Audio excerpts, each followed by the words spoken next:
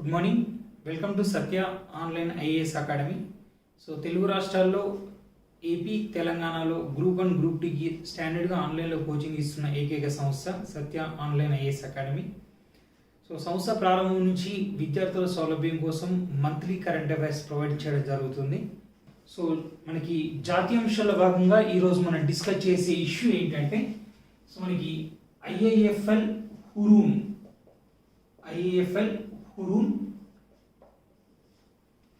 40 under self-made richest persons.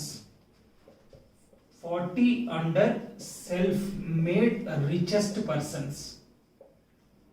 Self-made richest persons 2020. So ఇది మన topic. So IAFL మనకి ఒక సంస్థ.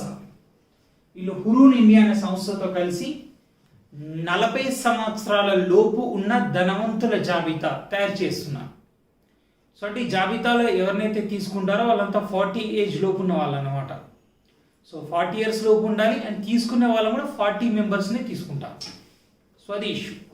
సెల్ఫ్ మేడ్ అంటే వాళ్ళ తల్లిదండ్రుల నుంచి వచ్చిన కంపెనీస్ లేకుండా వాళ్ళు సెల్ఫ్గా ఎవరైతే సో గ్రోత్ అయ్యారో సో వాళ్ళని మాత్రమే తీసుకుంటారు.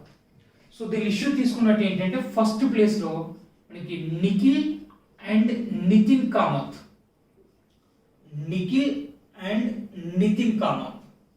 సో దీనిలో వీళ్ళిద్దరు కలిసి సంయుక్తంగా ఫస్ట్ ప్లేస్లో ఉన్నారు. వీళ్ళు 24,000 కోట్ల సంపాదనతో 24,000 crores సంపాదనతో సో ఫస్ట్ ప్లేస్లో ఉన్నారు. వీళ్ళు ఏంటంటే జెరోదా స్టాక్ బ్రోకింగ్ అనే సంస్థను నిర్వహిస్తున్నారు. సో ప్రాపర్టీ వచ్చేసి 24,000 crores. ఇంకా ఇతర ప్లేస్లో కనుక మనకి పాపులర్ పర్సన్స్ కనుక తీసుకున్నట్టుంటే, సో 7th ప్లేస్లో మనకి బిన్నీ బన్సల్ అండ్ సచిన్ బన్సల్. సో ఇద్దరు కలిసి వీళ్ళు సంయుక్తంగా సెకండ్ ప్లేస్లో ఉన్నారు. So Binny Bansal, Sachin Bansal is a famous familiar persons, Flipkart so co founders. So వీళ్ళు 7,000 కోట్లతో సో 7th ప్లేస్లో ఉన్నారు, 7,000 crores. సో ఈరోజు అమెజాన్ తర్వాత సో అత్యంత ఎఫిషియంట్ ఎమినెంట్ ఈ కామర్స్ సంస్థగా ఫ్లిప్కార్ట్ పేరుంది. సో భారతీయ కంపెనీ ఫ్లిప్కార్ట్.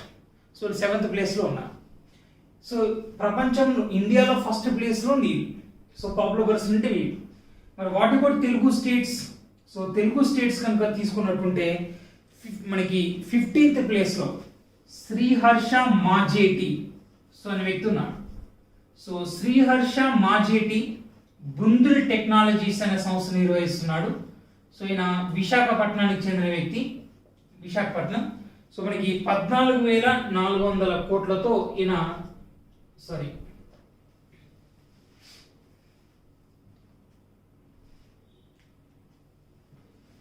1400 కోట్లతో సో మనకి 15th ప్లేస్లో ఉన్నాడు. విషయంటి first place and Telugu person. ఈ జాబితాలో ఏకైక తెలుగు పర్సన్ శ్రీహర్ష మాజేటి ఒకరే. ఇక 16th ప్లేస్లో దేవితా సరాఫ్. సో దేవితా సరాఫ్ మనకి 1,200 కోట్లతో వియు ఎలక్ట్రానిక్స్ అనే సంస్థ నిర్వహిస్తుంది. సో వియు ఎలక్ట్రానిక్స్ ఈ మధ్యలో ఎలక్ట్రానిక్స్ రంగంలో so is popular organization. So television రంగంలో మనకి ఇండియన్ కంపెనీస్లో వియు టెక్నాలజీస్ ఈ మధ్యలో బాగా ప్రాచుర్యంలోకి వచ్చింది. సో ఏటా 1,200 కోట్ల టర్న్ ఓవర్స్తో సో ఈమె 16th ప్లేస్లో. ఇక్కడ మొత్తం గుర్తుపెట్టుకోవాల్సిన ఇష్యూస్ 4. సో ఏదైనా సరే ఒక నివేదిక వచ్చినప్పుడు దాన్ని రూపొందించిన సంస్థ ఎవరు, రెండోది పర్పస్ ఏంటి, సో మూడోది ఫస్ట్ ఎవరున్నారు, తెలుగు వాళ్ళు ఎక్కడున్నారు, ఇంకేమైనా ప్రత్యేకతలు ఉన్నాయి. సో 40 ఏళ్ల లోపు స్వయం కృషితో ఎదిగిన ధనవంతుల జాబితా ఇది. సో దీన్ని ఐఏఎఫ్ఎల్ హురూన్ ఇండియా అనే సంస్థలు కలిసి రూపొందించాయి. So first place Zerodha stock broking చెందినటువంటి Nikhil and Nithin Kamath. And 7th place Binny Bansal, Sachin Bansal, Flipkart 7,000. ఈ జాబితాలోని ఏకైక తెలుగు వ్యక్తి శ్రీహర్ష మాజేటి 1,400 కోట్లతో బృందుల్ టెక్నాలజీస్. ఈ జాబితాలోని ఏకైక మహిళ Devita Saraf. So VU electronics సంస్థను లీడ్ చేస్తున్నారు. సో వీళ్ళంతా కూడా జస్ట్ 37, 38, 39 ఇయర్స్ వాళ్ళే. అంటే 40 లోపు ఎంత లోపు ఉన్నా పర్లేదు. సో వీళ్ళంతా 37, 38, 39 ఇయర్స్తో సెల్ఫ్ మేడ్ రిచెస్ట్ పర్సన్గా నిలిచారు. So second issue,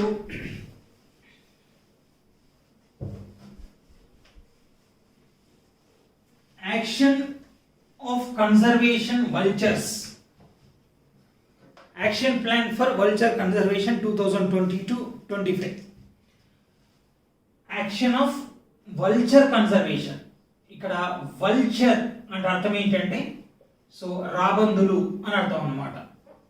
vulture conservation so 2020-25 అంటే 2020 నుంచి 25 సంవత్సరాల మధ్య కాలంలో రాబందుల సంరక్షణకు సంబంధించి ఒక యాక్షన్ ప్లాన్ అంటే మనం నడుచుకోవాల్సిన విధి విధానాలను తయారు చేశారు.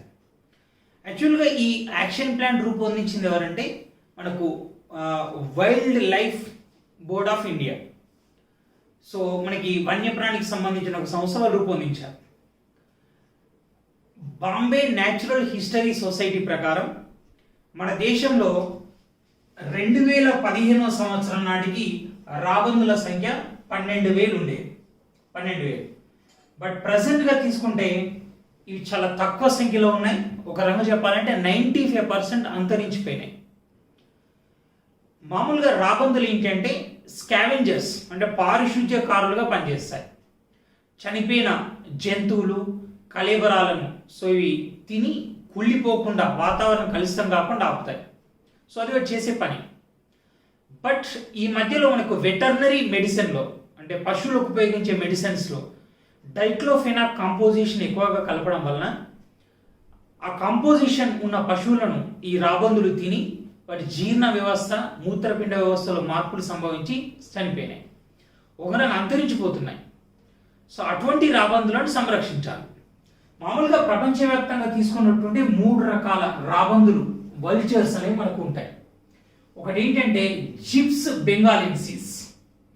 యాక్చువల్గా మనకి జిప్స్ బెంగాలెన్సిస్ అనేది ఏంటంటే బ్యాక్ నేక్డ్ వల్చర్ అన్నమాట. దీన్నే తెలుగులో ఏమంటారంటే మట్టి పుడుంగాడు అంటారు. మట్టి పుడుంగాడు. సో ఇవి మన దేశంలో చాలా తక్కువ ఉండవు. సో ఇక సెకండ్ తీసుకున్నట్టుంటే జిప్స్ టెన్యూరోస్ట్రిస్.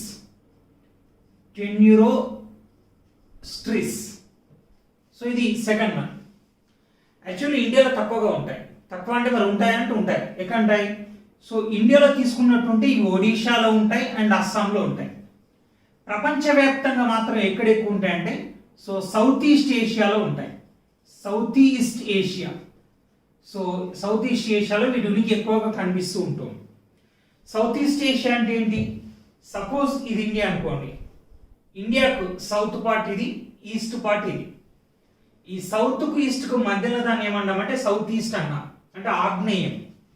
మీరు ఆసియాన్ అని అంటారు కదా, ASEAN ASEAN. ASEAN means association of south east Asia nation. సౌత్కు ఈస్ట్కు మధ్యలోది సౌత్ ఈస్ట్. సో దీన్ని ఆగ్నేయం అంటారు. అంటే ఇండియా ఇప్పుడు ఏమేమి దేశాలు ఉంటాయి చూడండి. సో ఏమేమి దేశాలు అంటే మనకి మయన్మార్ అండ్ తర్వాత so Thailand, Vietnam, Myanmar, Indonesia, Malaysia, Philippines, Thailand, Vietnam, Cambodia, Laos, Brunei, Singapore. మొత్తం 10 దేశాలు ఉంటాయి.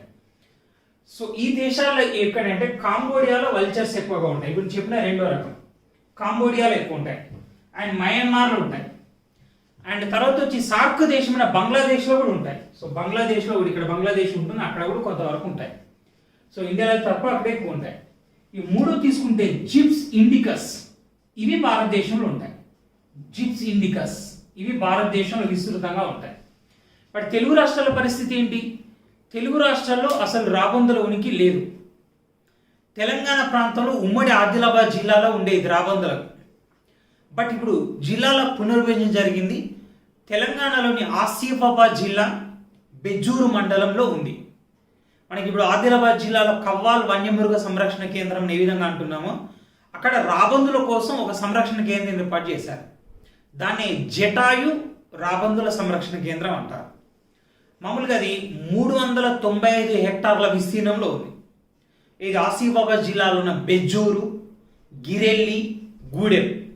బెజ్జూరు, గిరెల్లి, గూడెం ఈ 3 మండలాల పరిధిలో విస్తరించి ఉండే జటాయు రాబందుల సంరక్షణ కేంద్రం. సో అక్కడ సంరక్షిస్తున్నారు. ఇప్పుడు ఇష్యూ ఏంటి? మనకి ఈ వల్చర్ కన్జర్వేషన్ సంబంధించి యాక్షన్ ప్లాన్ తయారు చేశారు. అండ్ ఈ వల్చర్ను పొదిగించాలి కదా, సో పొదిగించడం కోసం ఒక రెస్క్యూ సెంటర్స్ కూడా ఏర్పాటు చేశారు. ఇక్కడ హైదరాబాద్లో రెస్క్యూ సెంటర్ ఏర్పాటు చేశారు, భోపాల్లో ఏర్పాటు చేశారు, అండ్ తర్వాత వచ్చేసి గువాహటి సో అస్సాంలో ఏర్పాటు చేశారు. సో ఇవి రెస్క్యూ సెంటర్స్ వెరీ రీసెంట్గా ఏర్పాటు చేయడం జరిగింది. ఈ మూడింతప్పుడు పింజోర్, మొత్తం 4 రెస్క్యూ సెంటర్స్ ఉన్నాయి. ఇప్పుడు పింజోర్ ఎక్కడ ఉంటుంది, హర్యానాలో ఉంటుంది. సో ఆ తర్వాత వచ్చి Bhopal, so capital of Madhya Pradesh. And తర్వాత వచ్చేసి Hyderabad, so Telangana state capital. So next వచ్చేసి మనకి Guwahati, so Guwahati one of the city in Assam. So ఈ 4 రెస్క్యూ సెంటర్స్ కూడా ఏర్పాటు చేస్తున్నారు. సో ఇవి మనకి వల్చర్ కన్జర్వేషన్ సంబంధించి ఒక యాక్షన్ ప్లాన్ అన్నమాట. So next one another issue, Kerala కర్షక సంక్షేమ నిధి. ఆల్రెడీ మార్నింగ్ క్లాస్లో మనం డిస్కస్ చేశాం. ఇది సో మనకి కిసాన్ సూర్యోదయ యోజన అనే పథకం. గుజరాత్ వాళ్ళు పగటి పూటనే రైతులకు 16 గంటల విద్యుత్ ఇవ్వాలని వాళ్ళు ఒక పథకం స్టార్ట్ చేశారు. అలాగే ఉత్తరాఖండ్ వాళ్ళు ఏం చేశారు, ముఖ్యమంత్రి సౌర యోజన అనే పేరుతో ఒక స్కీమ్ తీసుకొచ్చారు. సో అంటే వాళ్ళు ఏంటి, ఈ వలస వచ్చిన కార్మికులు ఉపాధి కల్పించడం కోసం సోలార్ విద్యుత్ కేంద్రాలను నిరుద్యోగులకు ఇస్తున్నారు అన్నమాట, సబ్సిడీతో రుణాలు ఇచ్చుకుంటూ. సో ఇక్కడ కేరళ కర్షక సంక్షేమ నిధి, కర్షక మీన్స్ ఫార్మర్స్, సో సంక్షేమ నిధి మీన్స్ వెల్ఫేర్ ఫండ్ అన్నమాట. మన దేశ చరిత్రలోని రైతుల కోసం సంక్షేమ నిధిని ఏర్పాటు చేసిన మొట్టమొదటి రాష్ట్రంగా సో మనకి కేరళ నిలిచింది, మొట్టమొదటి రాష్ట్రంగా. ఆల్రెడీ మనం గత క్లాస్లో చెప్పుకున్నాం, ఏది కూరగాయలకు మద్దతు ధర ప్రకటించిన మొట్టమొదటి రాష్ట్రం కూడా సో కేరళ చెప్పుకున్నాం కదా. సో కర్షకులకు సంక్షేమ నిధి, సో ఏంటి దీనికోసం కేరళ వాళ్ళు ఏం చేస్తారంటే కేరళ కర్షక సంక్షేమ బోర్డు అనే దాన్ని ఏర్పాటు చేయడం జరిగింది. సో ఇక్కడ ఇష్యూ ఏంటంటే ఎవరైతే సంవత్సరానికి 5 లక్షల కన్నా లోపు సో ఆదాయం ఉంటుందో వాళ్ళు ఈ పథకానికి ఎలిజిబిలిటీ. 5 లక్షల లోపు ఆదాయం ఉండాలి. భూమి కనుక తీసుకున్నట్టుంటే 5 సెంట్ల నుండి 15 ఎకరాల లోపు ఉండాలి. 5 సెంట్ల నుండి 15 ఎకరాల లోపు ఉండాలి వాళ్ళు దీనికి ఎలిజిబిలిటీ. వాళ్ళు ఏం చేయాలి, సో 100 రూపాయలతో రిజిస్ట్రేషన్ చేయించుకోవాలి ప్రభుత్వం దగ్గర. నేను ఫార్మర్ని, నాకు ఈ వెల్ఫేర్ స్కీమ్లో అవకాశం కావాలని. ఆ తర్వాత ఏం చేయాలి, ప్రతి నెల 100 రూపాయలు, మినిమం 100 రూపాయలు ఎప్పటిదాకా, ఒక సంవత్సరం దాకా జమ చేయాలి. ఒక సంవత్సరం రైతు ఎంత జమ చేస్తే ప్రభుత్వం అంత జమ చేస్తుంది. సో ప్రభుత్వం ఏంటి, ప్రభుత్వం నెలకు 100 నుంచి 250 రూపాయల దాకా ప్రభుత్వం జమ చేస్తూ ఉంటుంది. సో ఎవరైనా రైతు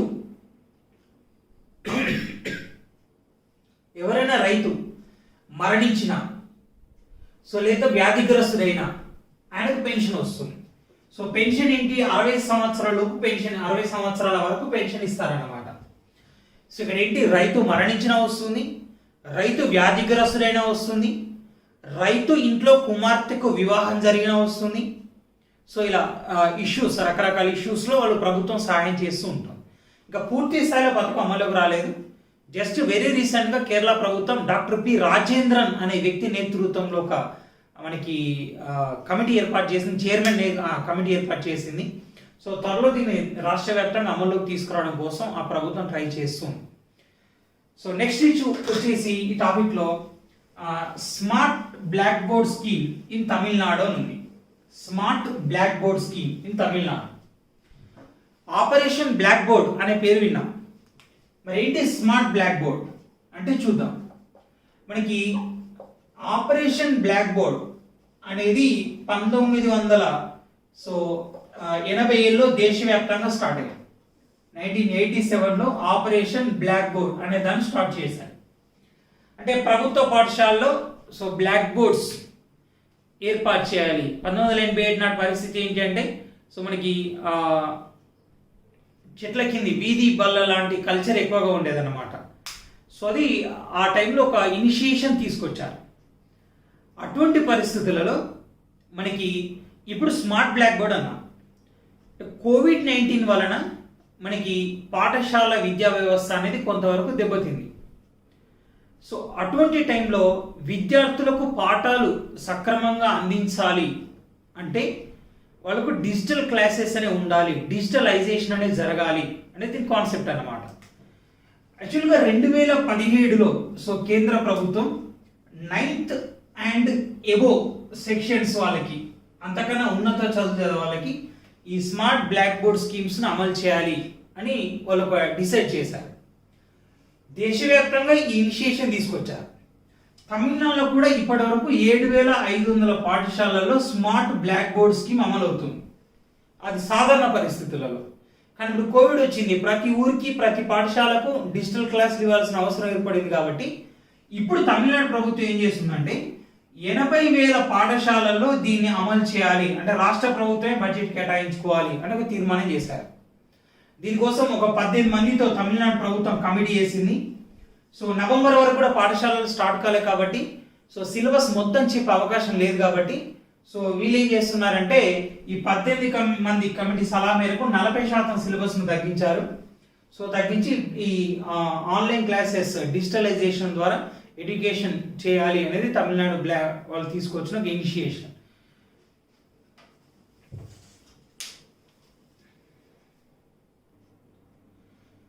so next one, public affairs index. So public affairs index means ప్రజా వ్యవహారాల సూచి అంటాం. Public affairs index first released in 2016, 2016లో తొలిసారి ప్రచురించబడింది. నివేదికలు అనేది సివిల్ సర్వీసెస్లో ఉండే టాపిక్ అన్నమాట. ప్రపంచ ఆకలి సూచి, ప్రపంచ అవినీతి సూచి, సో ఇలా రకరకాల నివేదికలు ఉంటాయి. మామూలుగా చిన్న స్థాయి పరీక్షలు ఏంటంటే ఒక నివేదిక ఇచ్చి భారత స్థానం ఏంటి అని అంటాడు అంతే. కానీ స్టాండర్డ్ ఎగ్జామ్స్లో ఏంటి, ఒక నివేదిక చదివేటప్పుడు దాన్ని ఎవరు రూపొందించారు, ఏ అంశాలు పరిగణలోకి తీసుకున్నారు, సో దాని ఫస్ట్ సెకండ్ ఏంటి, ఇట్లాంటి ఇష్యూస్ మనం కన్సల్ట్ చేస్తూ పోవాలి. ఇక్కడ పబ్లిక్ అఫైర్స్ ఇండెక్స్ ప్రజా వ్యవహారాల సూచి అనేది 2 కోణాలలో ఉంది. ఒకటి ఏంటంటే ప్రభుత్వాల పరిపాలన విధానం, రెండోది ప్రజలు భాగస్వామ్యం అవుతున్న విధానం. రెండింటిని బేస్ చేసుకొని నివేదిక మనకి ఇస్తున్నా. పబ్లిక్ అఫైర్స్ సెంటర్ అన్నది ఒక నాన్ ప్రాఫిట్ ఆర్గనైజేషన్.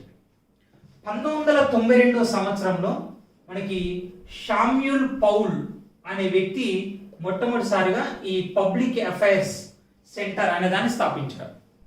ప్రస్తుతం దానికి మనకు కె కస్తూరి రంగన్ అనే వ్యక్తి చైర్మన్ కొనసాగుతున్నాడు. ప్రభుత్వ పరిపాలన విధానం, ప్రభుత్వంతో ప్రజలు భాగస్వామ్యం అవుతున్న విధానం, ఈ రెండింటిని బేస్ చేసుకొని ర్యాంక్స్ ఇచ్చారు. భారతదేశంలో ఉన్న రాష్ట్రాలు, కేంద్రపాలిత ప్రాంతాలను వీళ్ళు 3 భాగాలు చేశారు. పెద్ద రాష్ట్రాలు, చిన్న రాష్ట్రాలు, కేంద్రపాలిత ప్రాంతాలు. పెద్ద రాష్ట్రాలు తీసుకున్నటువంటి అత్యుత్తమ పరిపాలనా రాష్ట్రంగా కేరళ నిలిచి 1.388 స్కోర్తో కేరళ. సో సెకండ్ వన్ వచ్చేసి Tamil Nadu 0.912. So third one AP 0.531 scorer. Last ప్లేస్లో యూపీ నిలిచింది సో పెద్ద రాష్ట్రాలలో. సో -1.461. అప్పుడు మీకు డౌట్ రావచ్చు, సరే ఇండియా టుడే నివేదిక, రకరకాల నివేదికలు వచ్చినాయి. గత 2 సంవత్సరాలుగా దేశంలో అత్యుత్తమ రాష్ట్రంగా, అత్యుత్తమ ముఖ్యమంత్రిగా యోగి ఆదిత్యనాథ్ టాప్ లిస్ట్లో ఉంటున్నాడు. మరి అటువంటిప్పుడు సో ఈ లాస్ట్ ప్లేస్లో ఎలా ఉంది అని ఒక సంస్థ నివేదిక తయారు చేసేటప్పుడు ఏ అంశాలు పరిగణలోకి తీసుకుంటుంది అనే దాన్ని బట్టి ర్యాంకులు ఉంటాయి. ఎగ్జాంపుల్, సో ప్రపంచంలో అత్యుత్తమ వ్యక్తుల జాబితా అని ఉందనుకోండి, దాన్ని టైం పత్రిక వాడు తయారు చేయొచ్చు, దాన్ని టైమ్స్ ఆఫ్ ఇండియా పత్రిక వాళ్ళు తయారు చేయొచ్చు, దాన్ని ఈనాడు సాక్షి వాళ్ళు కూడా తయారు చేయొచ్చు. ఒక్కొక్క పత్రిక వాళ్ళు ఒక్కొక్క కొలమానం తీసుకుంటారు. ఆ కొలమానాన్ని బట్టి ర్యాంకింగ్స్ మారుతాయి, అంతేగాని ర్యాంకింగ్స్ ఇవి ప్రామాణికమని కాదు. సో వీళ్ళు తీసుకున్న దాని ప్రకారం పబ్లిక్ అఫైర్స్ సెంటర్ వాళ్ళు తయారు చేసిన పబ్లిక్ అఫైర్స్ ఇండెక్స్ ప్రకారం సో లాస్ట్ ప్లేస్లో యూపీ ఉంది -1.461 స్కోర్తో. అదే చిన్న రాష్ట్రాల యోగం తీసుకుంటే first place Goa with 1.745. So Meghalaya 0.797. Third one వచ్చేసి Himachal Pradesh so 0.25. So last ప్లేస్లో మణిపూర్ ఉంది -0.363.